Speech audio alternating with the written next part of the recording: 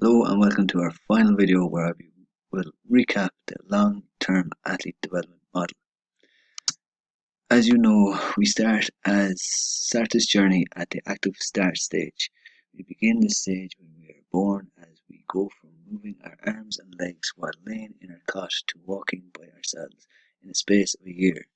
We need to continue to be given the opportunities to so we can refine our walking, crawling, stability and manipulation skills in a wide variety of fun and unstructured play on a daily basis. We should hopefully by then be capable to learn new skills in the fundamental stage, where we learn how to run, throw, catch, hop, among other things. Activities should be done in a structured and unstructured manner with a minimal coaching.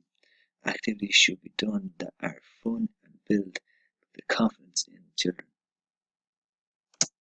The learning to train stage is the optimal time for kids to develop the skills of the sport, but it's important that they get exposed to a wide variety of sports so all their motor skills can be developed. Teenagers during the training to train stage will face their second biggest development milestone with the beginning of puberty and experiencing of the growth spurts.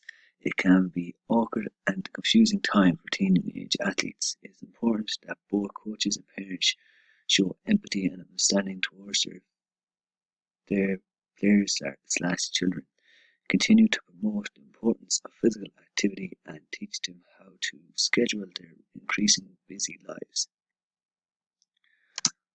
For some, they may not reach this next stage as they might not have done any of the following traits and objectives that are needed to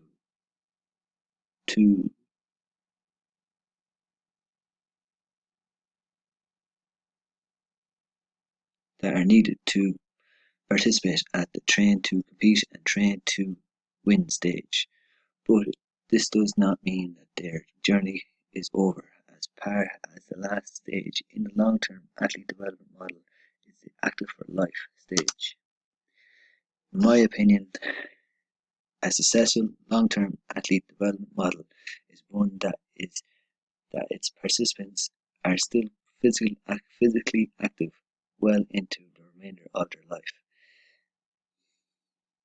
If our young athletes have developed good habits, acquired knowledge that they use to live a healthy and active life, and also discover tools and traits to achieve non-sport related goals, then our job as coaches has been successful.